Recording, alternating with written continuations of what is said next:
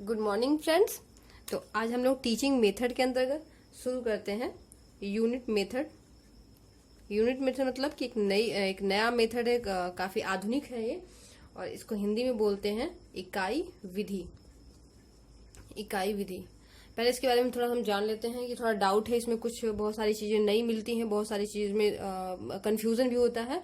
तो इसके बारे में बताते हैं। इकाई जो विधि होती है, इकाई विधि को सर्वप्रथम ये जो है सर्वप्रथम हर्बर्ट का नाम आता है। हर्बर्ट का नाम क्यों आता है? जो इकाई ये जो इकाई नाम है, इकाई जो वर्ड है, इकाई वर्ड जो है, यह सबसे पहले हर्बर्ट ने दिया था। इकाई शब्द जो है, अगर शब्द की बात करता है तो आप ध्यान दीजिएगा, इकाई शब्द का प्रयोग सर्वप्रथम हर्बर्ट ने किया था।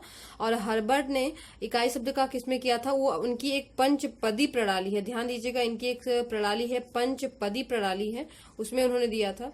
और उसके बाद हर्बर्ट के समय में ही शिक्षा के क्षेत्र में इसका सर्वप्रथम, अगर सामान्य से प्रयोग की बात करते हैं तो सर्वप्रथम सामान्य प्रयोग की बात करते हैं, ठीक है, सामान्य प्रयोग की बात करते हैं। तो ये जो इकाई योजना या इकाई विधि का जो प्रयोग हुआ वो 1920 से हो रहा है, 1920 से हो रहा है, सामान्य रूप से इसका प्रयोग हो रहा है। यानी कि ये जो इकाई विधि है, इकाई विधि में जो इकाई शब्द है वह जो है हर्बर्ट ने दिया है, इकाई शब्द केवल। और इन्होंने इकाई शब्द जो दिया है अपनी पंचपदी प्रणाली में दिया है। और इसका प्रयोग सर्वप्रथम उन्होंने कब किया था? मतलब सर्वप्रथम इसका प्रयोग शुरू हो गया, सामान्य रूप से प्रयोग गया कब से? 1920 से। लेकिन आप देखे होंगे कि इसमें इकाई विधि के जो प्रवर्तक है वो कौन है? इनका प्रवर्तक, जो इकाई विधि है उसका प्रवर्तक का नाम आता है मॉरिसन का नाम आता है, मॉरिसन का नाम आता है, ठीक है। और वास्तव में रियल में भी प्रवर्तक ही मॉरिसन है। मॉरिसन क्यों है? क्योंकि इन्होंने जो है पाठ योजना जब तैयार करने की बात, मतलब जो पाठ योजना, जो आप पाठ योजना जानते होंगे, जो बीएड कर चुके हो या डीएलएड कर रहे होंगे या फिर कर चुके होंगे, या फिर जो प्रिपरेशन कर रहे होंगे किसी भी एग्जाम की, सीटेट या फिर टेट या फिर सुपर टेट या फिर जो नेट वगैरह की प्रिपरेशन कर रहे होंगे, मतलब जो भी बीएड किए होंगे उनको पता होगा लेसन प्लान के बारे में। लेसन प्लान में जब लेसन प्लान की बात हुई या लेसन प्लान बनाने की बात हुई तो मॉरिसन ने लेसन प्लान में इकाई विधि का प्रयोग किया है। इकाई विधि को मतलब रियल रूप में इसको लाया, जिसका एक होता है ना मान्यता मिलने की बात कही गई है। तो ये जो है 1956 में मॉरिसन के समय, मॉरिसन ने जब इसका लेसन प्लान में इसका उपयोग किया था तो सबसे पहले उसमें उसकी स्थापना की बात आती है। तो अगर रियल में देखा जाता है कि इसकी स्थापना की बात करता है इकाई विधि का, तो आप 1956 बोलेंगे और इसके रियल प्रवर्तक कौन है? मॉरिसन है। हाँ, हर्बर्ट का नाम आता है तो केवल आप ये कहिएगा कि जो इकाई शब्द हो वो हर्बर्ट ने दिया था। इतना क्लियर हुआ? अब देखिए हम बात करते हैं कुछ और इंपॉर्टेंट में टॉपिक्स में। जो इकाई योजना है या इकाई विधि वो आया कहाँ से, वो किसका, इसका आधार क्या है, ये किस पर आधारित है? तो आप साइकोलॉजी में पढ़े होंगे, गेस्टाल्ट विधि होती है, गेस्टाल्टवादी कुछ है, गेस्टाल्टवादी, ठीक है। तो आप साइकोलॉजी में पढ़े होंगे जो सूझ का सिद्धांत होता है, सूझ का सिद्धांत पढ़े होंगे आप, इनसाइट थ्योरी। बाद में साइको हम शुरू करेंगे तो उसमें हम बताएंगे क्या होता है, ठीक है। तो अभी आप को थोड़ा सा हम बता देते हैं कि जो गेस्टाल्टवादी, मतलब गेस्टाल्ट एक प्रणाली था, मतलब कई सारे लोग इसमें वैज्ञानिक थे, कोई वैज्ञानिक का नाम ये नहीं है, बल्कि ये एक जो है वर्ड है, इसके मतलब होता है क्या? समग्र, इसका मतलब होता है समग्र। समग्र मतलब होता है जब कोई चीज को मतलब पूरी तरह से लिया जाए, एक साथ लिया जाए तो वो समग्र होता है, एक साथ। तो यहाँ पे उन्होंने क्या दिया था, एक गेस्टाल्टवादी जो थे वो क्या दिए? सूझ का सिद्धांत दिए थे। और इसमें कौन कौन से नाम आते हैं? जैसे कि कोहलर आते हैं, कोफा आते हैं, ये लोग मतलब वैज्ञानिक, मनोवैज्ञानिक है, कोफा, कोहलर, इन लोग का नाम आता है। तो ये जो है इकाई विधि का जो नाम निकल के आया है, या जो इसको कहा जाए कि आधारित किस पे है, तो आप ध्यान दीजिएगा, आप कहेंगे गेस्टाल्टवादियों ने इसको दिया था, यानी गेस्टाल्ट की जो धारणा होती है उस पर आधारित है। तो ये सारी चीजें क्लियर हुई। ये मतलब इसका अगर इस विधि का जन्म की बात कहा जाए या किस पे आधारित है, तो वो गेस्टाल्टवादियों ने इसका जो है गेस्टाल्टवादियों से निकल के आया है। और क्यों निकल के आया? इन्होंने समग्र, अब देखिए यहाँ पे समग्र वर्ड है तो समझिए इसका कुछ ना कुछ इसका रिलेशन होगा इस यूनिट मेथड से, यानी कि इकाई विधि से। इकाई विधि भी वही उसी पे आधारित है, समग्र पे आधारित है। तो इकाई विधि का मतलब होता है कि जो समग्र होता है, मतलब जो पूरा, कोई भी चीज हो पूरा हो, एक साथ हो, उनको हम जो है क्या करते हैं? छोटे छोटे टुकड़ों में बांट के क्या करते हैं? हम पढ़ते हैं। मतलब जो पूरा भाग है उसको हम क्या करते हैं? छोटे छोटे टुकड़े में बांट के हम इसको पढ़ते हैं। ये इसीलिए कहा गया है समग्र, मतलब इन समग्र को एक साथ लिया गया है, ठीक है।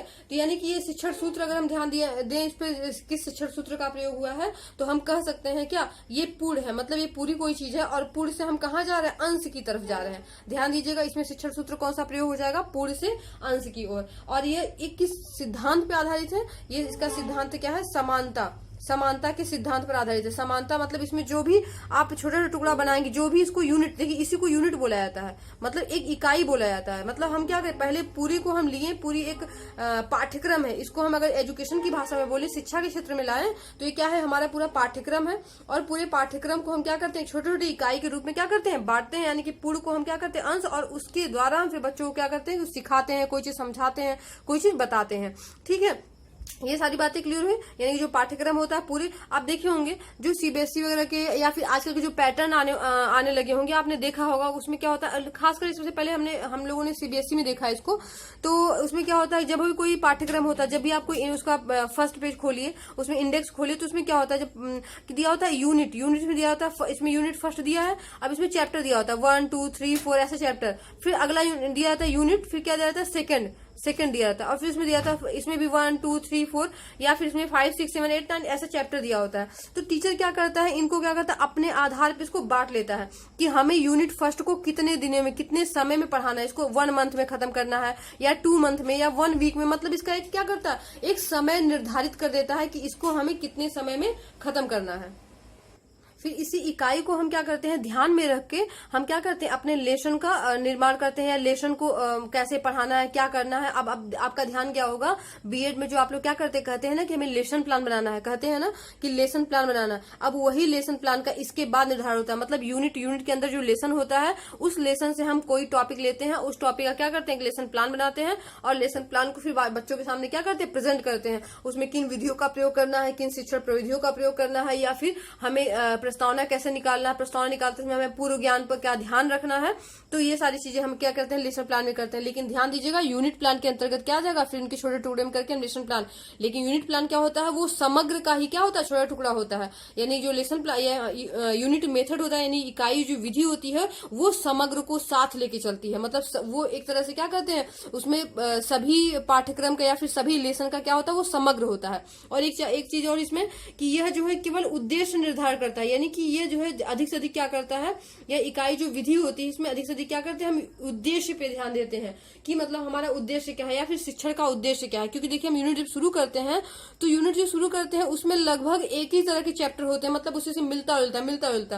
तो इससे क्या होता है कि उसमें हम क्या करते हैं कि उसका उद्देश्य ही हमारा होता है कि इस यूनिट का उद्देश्य ये चीज है, अब बच्चों को ये नॉलेज या ये चैप्टर खत्म होते होते या फिर ये यूनिट खत्म होते होते बच्चों को ये चीज का ज्ञान हो जाएगा, तो वो उद्देश्य को हमें वो पाना है।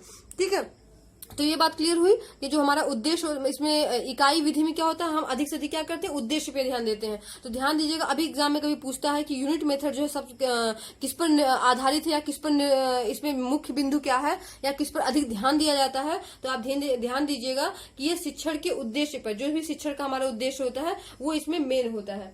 ठीक है, और इसके साथ साथ जब बच्चे चूंकि पूर्ण से अंश की तरफ जाते हैं, तो आप जान रहे हैं जब पूर्ण से अंश की तरफ जा रहे हैं, तो ये क्या होगा, एक मनोवैज्ञानिक विधि होगी।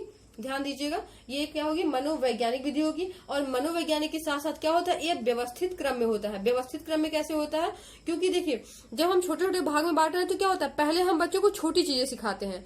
ठीक है, जैसे कि हमने इन्वायरमेंट के बारे में बताना है, तो पहले हम क्या करते हैं, बच्चों को अपने आसपास घरों के बारे में बताते हैं कि आपके घर में क्या है, आपको कौन सा पौधा पसंद है। ठीक है, फिर अगले वाले चैप्टर में क्या करते हैं कि हमने अपने आसपास हमने कितने प्रकार के वृक्ष देखे, या हमें कौन सा वृक्ष सबसे अधिक पसंद है, या हमारे आसपास ऐसे कौन से वृक्ष जिससे हमें कौन से लाभ मिलते हैं या फिर कौन से हानि मिलते हैं।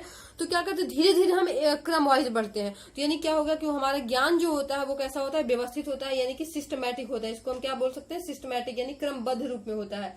इससे क्या होता है, और छात्र क्या करते हैं, इसमें छात्र स्वयं भी अध्ययन करने का उनको क्या होता है, मौका मिलता है। स्वयं अध्ययन करने के लिए भी वो प्रेरित होते हैं। और इसके साथ साथ क्या होता है, इसमें उनके चिंतन शक्ति का क्या होता है, विकास भी होता है। इनमें इनका चिंतन शक्ति का क्या होता है, डेवलपमेंट होता है, इनका विकास होता है। ये सारी चीजें आप क्रम वाइज नोट भी करते जाइएगा। ठीक है, और इसमें बहुत सारी चीजें इंपॉर्टेंट है, जैसे कि इनका जो है स्टेप क्या होता है। इसका मेन ये है कि मॉरिसन ने जो है इनका स्टेप क्या दिया। देखिए, जो पंचपदी प्रणाली है वो हर्बर्ट का है, इसको हम बाद में आपको बताएंगे क्योंकि ये भी इंपॉर्टेंट है, इसमें हम इसको नहीं पढ़ा सकते हैं एक साथ। ठीक है, इसको हम अगली क्लास में बताएंगे कि इनके हर्बर्ट की पंचपदी प्रणाली क्या कहती है और क्या है। लेकिन अभी हम मॉरिसन की बात करते हैं। मॉरिसन ने भी अपना एक अलग स्टेप दिया था। अब इन्होंने इस इकाई विधि के अंतर्गत अपना स्टेप दिया था कि इनका स्टेप क्या होता है। इनके स्टेप के बारे में हम बात करते हैं। इन्होंने अपना स्टेप दिया था, इसमें पहला स्टेप क्या है, पहला स्टेप में अन्वेषण। पहला स्टेप है इसमें अन्वेषण। देखिए अन्वेषण कहीं कहीं इसको क्या करता है, कहीं कहीं इसको दे देता है जांच। आप सारी बातें देख लीजिएगा, इसको कहीं कहीं क्या कर देता है, जांच भी देता है। तो आप दोनों देखते जाइएगा कि इसमें क्या देता है, जांच भी देता है या फिर अन्वेषण देता है। और फिर सेकंड पॉइंट क्या होता है इसमें, सेकंड क्या है, प्रस्तुतिकरण। ठीक है, इसमें सेकंड क्या है, प्रस्तुतिकरण। ठीक, ये इसका सेकंड स्टेप है। और थर्ड क्या है, आत्मीकरण, आत्मीकरण। और फोर क्या है इसमें स्टेप है, फोर है इसमें संगठन। संगठन में ऑर्गेनाइजेशन जो होता है, एक मिनट, संगठन, इसको ऑर्गेनाइजेशन बोलते हैं। या फिर इसको कहीं कहीं देखिए मिलेगा आपको सुव्यवस्थित करण मिलेगा, सुव्यवस्थित करण। ठीक है, सुव्यवस्थित करण मिलता है। और पांचवा क्या होगा इनका, इसमें कई नाम दे देते हैं, इसलिए हम सारे आपको नाम बता देते हैं। हो सकता है एग्जाम में उनके बदले कुछ और ही पूछ दे। तो लास्ट में क्या होता है, इसको कहते हैं आत्माभिव्यक्ति। आत्माभिव्यक्ति मतलब हम जो खुद को अभिव्यक्त करते हैं, मतलब स्वयं से जो अभिव्यक्त करते हैं, जो सीख के हम अभिव्यक्त करते हैं, वो आत्माभिव्यक्ति हो गया। या इसको कहीं कहीं क्या देता है, वाचन भी देता है, मतलब हम जो सीखते हैं उसका जो वाचन करते हैं लास्ट में, ठीक है, जो समझ पाते हैं। और इसको या क्या कहीं मूल्यांकन भी वर्ड देता है। तो आप ध्यान दीजिएगा, सारे वर्ड को आप याद करिएगा कि हो सकता है इसके बदले कुछ और दे दे, या इसी को कह दे आप क्रम में करिए, इनका क्रम क्या है। ठीक है, या फिर कोई और भी दे दे कि इनमें से कौन सा स्टेप नहीं है और इसका कुछ और नाम दे दे इसके बदले। तो आप इसलिए इसके जो भी है अलग से इसका याद करिएगा कि हाँ, इसको अन्वेषण या जांच भी बोलते हैं। ठीक है, या प्रस्तुतिकरण भी बोलते हैं। हाँ, कहीं कहीं इसमें प्रस्तावना भी बोलते हैं, ध्यान दीजिएगा, इसमें कहीं कहीं प्रस्तावना भी बोलते हैं। ठीक है, वैसे ये नहीं उतना बोलता, लेकिन अन्वेषण सा जांच भी बोलता है, लेकिन आप प्रस्तावना भी ध्यान दीजिएगा। तो अब देखिए इनका स्टेप के बारे में थोड़ा हम जानते हैं कि इनका स्टेप क्या होता है। देखिए फर्स्ट इसमें क्या है, अन्वेषण अथवा प्रस्तावना अथवा जांच। ठीक है, तो इसमें क्या होता है, जो अध्यापक इसमें निर्धारित जो विषय वस्तु को करता है, जो भी निर्धारित जो विषय वस्तु देता है स्टूडेंट्स के लिए या बच्चों को पढ़ाने के लिए, तो क्या करता है इसमें चर्चा करता है उनको, यहाँ पे चर्चा कह सकते हैं। या फिर इसमें किसके द्वारा प्रस्तावना करता है या जांच करता है। तो देखिए आप भी देखेंगे जब आप पाठ योजना बनाते हैं उसमें क्या कहते हैं, पूर्व ज्ञान पे आधारित कहते हैं ना। तो यहाँ पे वही बिल्कुल अन्वेषण या जांच। हम बच्चों का जांच कैसे करेंगे कि बच्चे क्या जानते हैं, बच्चे कितना जानते हैं। तो हम क्या करते हैं, उनसे चर्चा करते हैं। और चर्चा कैसे करते हैं, उनके पूर्व ज्ञान पे आधारित होता है क्वेश्चन। चर्चा भी कर सकते हैं, इसमें हम मौखिक प्रश्न भी पूछते हैं। ठीक है, देखिए ध्यान दीजिएगा, इसमें क्या इसके अंतर्गत मौखिक प्रश्न भी पूछ के हम ध्यान देते हैं कि बच्चा क्या जानता है, कितना जान के आया है। या फिर हम कोई लिखित दे देते हैं कि कोई लिख के दिखाइए। या फिर कोई पहले से मतलब गिनती पहाड़ा वगैरह दे देते हैं कि अगर मैथ पढ़ा रहे हैं, देखिए इनको गिनती पहाड़ा आता है कि नहीं। तो हो सकता तो या फिर नॉर्मल चीजें मतलब ऐड करना है, सब्सट्रैक्ट करना दे देते हैं कि बच्चा उस तरह का नॉलेज रखता है कि नहीं, फिर हमें कहाँ से स्टार्ट करना है। तो प्रस्तावना में क्या होता है, हम पूर्व ज्ञान पे आधारित क्वेश्चन करते हैं, पूछते हैं। उसमें क्या होता है, चर्चा भी कर सकते हैं, हम लिखित प्रश्न भी दे सकते हैं, मौखिक प्रश्न भी पूछ सकते हैं। ठीक है, इतना क्लियर हुआ। अन्वेषण क्या होता है, जांच। अन्वेषण मतलब होता है खोजना, मतलब हम खोजते हैं, जांच में जांचते हैं, वही मतलब हुआ इसका। ठीक है, बच्चों के बारे में हम जांचने की कोशिश करते हैं कि बच्चे को कितना पता है। फिर आता है प्रस्तुतिकरण।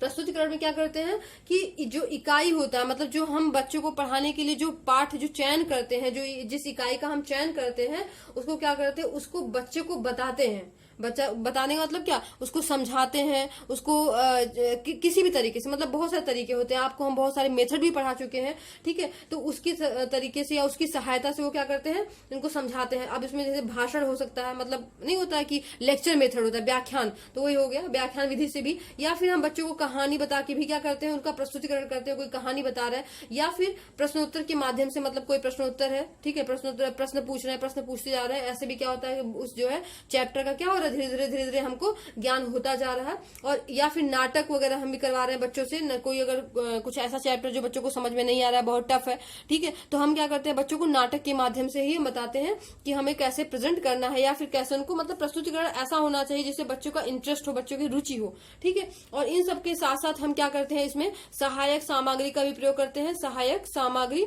जो भी सहायक सामग्री अगर बच्चों को समझ में नहीं आ रहा है तो उनका हम साथ में ले आते हैं, उनका प्रयोग करते हैं, जिससे बच्चे देख के भी उनको मजा आए, उनको इंटरेस्ट हो, उनको अच्छा लगे, बोर ना हो क्लास में। ठीक, तो ये हो गया प्रस्तुतिकरण। अब देखिए यहाँ पे आत्मीकरण आ गया। आत्मीकरण मतलब जब बच्चा क्या करता है, वो स्वयं से क्या करता है, उसको सीखता है, स्वयं से उसको एक्सेप्ट करता है। तो यहाँ पे आत्मीकरण का मतलब होता है, ये कहिए कि स्व अध्ययन। अब बच्चों को मान लीजिए मैंने चर्चा करके यहाँ प्रस्तावना उनका हो गया, मतलब जांच लिया क्या है कैसे, ठीक है। प्रस्तुतिकरण मैंने फिर उसको उस चैप्टर को क्या किया, कहानी के माध्यम से, नाटक के माध्यम से, सहायक सामग्री के माध्यम से बच्चों क्या प्रस्तुत किया। अब आत्मीकरण, अब बच्चा क्या करेगा, जब प्रस्तुत हमने कर दिया है तो बच्चा क्या करेगा, उसको स्व अध्ययन करेगा। मतलब जो हमने पढ़ाया, मतलब जो अध्यापक ने पढ़ाया है, जो टीचर ने पढ़ाया है, बच्चा क्या करेगा, स्व अध्ययन के द्वारा क्या करता है, उसको सीखता है, उसको अभ्यास करता है। देखिए स्व अध्ययन के द्वारा क्या करता है, वो अभ्यास, अब घर गया उसको अभ्यास भी करने लगा, ठीक है। अभ्यास के साथ साथ मान लीजिए क्लास में है तो वो प्रयोगशाला में चला गया, प्रयोगशाला में क्या करने लगा, यहाँ पे कुछ और प्रैक्टिकल करने लगा, कुछ और सीखने लगा। देखिए तो आत्मीकरण कैसे कैसे होता है, स्व अध्ययन के भी द्वारा होता है, अभ्यास के भी द्वारा होता है, प्रयोगशाला के भी द्वारा होता है, ठीक है। तो आप ये सारी बातें इसमें नोट करिएगा। हो सकता है कि इसमें दे दे, यही स्टेप दे दे, एग्जाम्पल ही करके इसका स्टेप दे दे कि मतलब इसके बाद बच्चा क्या करता है, या इसको पढ़ाने के बाद बच्चों आत्मीकरण कैसे होता है। तो आत्मीकरण में बहुत सारी चीजें, आत्मीकरण मतलब होता है जैसे बच्चा खुद से एक्सेप्ट कर ले, खुद से कोई चीज सीख ले, ठीक है। अब इतनी सारी चीजें क्लियर हुई कि अन्वेषण क्या होता है, प्रस्तुतिकरण क्या होता है और आत्मीकरण क्या होता है। फिर हम चलते हैं अगले चौथे स्टेप पे, संगठन अथवा सुव्यवस्थित करण। संगठित अथवा सुव्यवस्थित करण, मैंने आपको पहले बताया था, इसको क्या कहते हैं, सिस्टमैटिक या फिर ऑर्गेनाइजेशन कह सकते हैं, संगठन है। तो यहाँ पे क्या होता है, क्रमबद्ध तरीके से, मतलब क्रमबद्ध, मतलब जैसे हमने बताया ना कि बच्चा क्रम वाइज सीखता है, पहले छोटी चीजों को सीखता है या फिर सरल चीजों को सीखता है। पहले क्या होता है, सरल चीजों को सीखा, फिर धीरे धीरे क्या होता है, फिर वो कठिन चीजों की तरफ बढ़ता है। तो ऐसे क्या होता है, बच्चों को मतलब ये कहीं नीरस नहीं लगता है या बच्चा घबराता नहीं है, बच्चा धीरे धीरे करके क्या होता है, सीखता है। इससे क्या होता है, उसमें आत्मविश्वास भी होता है कि हाँ मुझे ये चीज धीरे धीरे आने लगी। तो यानी क्रमबद्ध रूप से क्या करता है, बच्चा जो पढ़ाई गई विषय वस्तु जो भी हम पढ़ाए यहाँ पे, तो यहाँ पे पढ़ाए हैं, फिर बच्चा जो भी क्या करता है वो सीखता है, वो अभ्यास करके सीखता है, जो भी सीखता है उसको क्या करता है, वो सारी चीजों को क्या करता है, क्रमबद्ध रूप से क्या होता है, लिखवाया जाता है, उनको लेख लिखवाया जाता है। ध्यान दीजिएगा यहाँ पे क्या होता है, लेख। लेख लिखवाने का मतलब क्या होता है, यहाँ पे अध्यापक ही उसको क्या करते हैं, लेख लिखवाते हैं कि जो तुमने सीखा है अब तुम उसे बिना देख के, अब उसे आप बिना देख के क्या करिए, उसको लेख उसका तैयार करिए, जो भी पढ़ाई गई विषय वस्तु उसका क्या करिए, लेख तैयार करिए, ठीक है। तो बच्चा यहाँ पे क्या करता है, सुव्यवस्थित करने क्रमबद्ध तरीके से क्या करता है, लेख तैयार करता है, उससे संबंधित जो उसने सीखा है। फिर हम आते हैं आत्माभिव्यक्ति वाचन अथवा मूल्यांकन की तरफ आते हैं।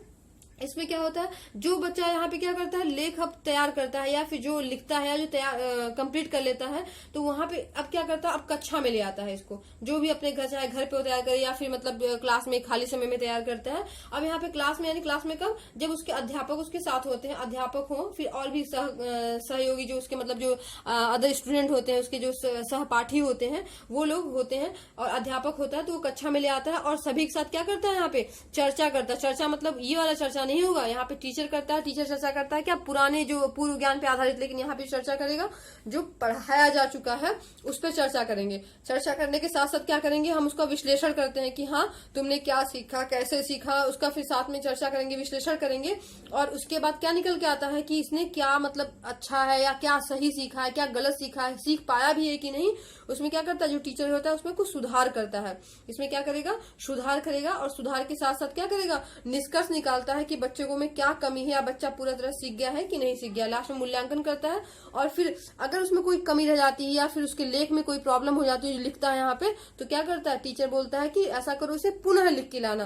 तो जो ये होता है, जो स्टूडेंट होता है वो क्या करता है, वो पुनः जो है क्या करता है, उसको लिखता है, पुनः लेख को क्या करता है, लिखता है, ठीक है। तो यहाँ पे वाचन मूल्यांकन में यही आएगा, मतलब इतना चर्चा विश्लेषण करने के बाद, सुधार करने के बाद जो हम निष्कर्ष निकालते हैं, निष्कर्ष में अगर टीचर जो है ये पहुंच जाता है कि हाँ बच्चे ने सब कुछ अच्छे सीख लिया है, तब तो ठीक है। अगर नहीं या कुछ कमियां रह जाती हैं तो बच्चे से पुनः क्या करता है, कहता है पुनः से लेख लिखिए। इससे क्या होता है, बार बार लिखने से बच्चा क्या होता है, उसमें एक अभ्यास की प्रवृत्ति का भी जागृत होता है कि हाँ वो अभ्यास करता है, और छात्र की ऐसी योग्यता, उसकी क्षमता का भी जो क्या होता है, विकास होता है, ठीक है। इसमें ये सारी चीजें होती है, लेकिन हाँ इसके साथ साथ इसमें कुछ दोष भी हैं। दोष क्या है, अब इसमें चूंकि देखिए अब यहाँ पे यूनिट वाइज बटा हुआ है, ठीक है, 1 यूनिट 2 यूनिट सारी यूनिट बटी हुई, यूनिट वाइज हमें को प्रेजेंट करना है। तो क्या होता है, कभी कभी जो है हम इसमें छोटी चीजें होती हैं, बहुत सरल चीजें होती हैं, तो उसको जब हम बहुत सारी यूनिट में बांट देते हैं, धीरे धीरे पढ़ाते हैं, तो वो थोड़ा कभी कभी क्या होता है, जो अधिक समय लगता है, तो क्या होती है, क्लास जो होती है नीरस होती है, नीरस लगती है, ठीक है। और इसके साथ साथ इसमें एक चीज और ध्यान दीजिएगा, यह केवल किस पे, उद्देश्य पे आधारित है, ठीक है। इसमें उद्देश्य पे आधारित, इसमें किसी शिक्षण विधि को प्रयोग नहीं किया गया, मतलब शिक्षण विधि की बात नहीं की गई है कि हम कौन सी शिक्षण विधि पर ध्यान देंगे या नहीं ध्यान देंगे। हाँ हम प्रस्तुतिकरण करें तो हमारे ऊपर है, हमारे ऊपर डिपेंड करता है कि हम चाहे जिस भी मतलब विधि का प्रयोग करके हम प्रस्तुत करें या किसी भी सहायक सामग्री, इसमें ऐसा कोई बाउंडेशन नहीं है। तो इसीलिए इसमें कमी भी है कि इसमें केवल क्या है, उद्देश्य के पर आधारित ही या उद्देश्य पर आधारित ही इस इकाई विधि का प्रयोग किया गया है। और साथ में यह भी पाठ्यक्रम को पूरा करने में कठिनाई होता है। मतलब ठीक है हम बांट लेते हैं, लेकिन कभी कभी क्या होता है छुट्टियां अधिक हो जाती हैं, जिस हिसाब से हम बांटे रहते हैं कभी कभी क्या होता है हमें समय नहीं मिलता है, तो वो क्या होता है पाठ्यक्रम इससे क्या होता है पूरा नहीं हो पाता है। तो इसमें कुछ ज्यादा कमियां नहीं है, इसलिए ये जो है विधि काफी अच्छी मानी जाती है। इन जो दोस्त हैं जो भी 2-4 मिले उतना उसको मायने नहीं रखा जाता है कि हाँ बहुत बड़ी चीज है। ठीक है, तो हम चलिए कुछ क्वेश्चंस भी सॉल्व कर लेते हैं। देखिए क्वेश्चन सॉल्व करते चलेंगे तो आप लोग को भी मतलब थोड़ा मोटिवेशन मिलेगा कि हाँ ऐसे सारे क्वेश्चन पूछे गए हैं, ऐसे सारे क्वेश्चन पूछ सकते हैं। तो हम लोग इसके पहले भी मतलब ये हुआ था, स्टूडेंट्स कहते हैं कि हाँ क्वेश्चन साथ में सॉल्व करवाते चले, तो आप लोग के लिए भी अच्छा होता है, आप लोग को ये होता है कि हाँ इससे रिलेटेड क्वेश्चन पूछे जाते हैं। तो फिर हम शुरू करते हैं। देखिए तो हमारा इसमें पहला क्वेश्चन है, पहला क्वेश्चन इसमें समस्या समाधान विधि का सोपान है। समस्या समाधान विधि का सोपान है, एक मिनट। देखिए तो इसमें है कि समस्या समाधान विधि प्रॉब्लम सॉल्विंग मेथड, आपको याद होगा मैं इसको पढ़ा भी चुकी हूँ।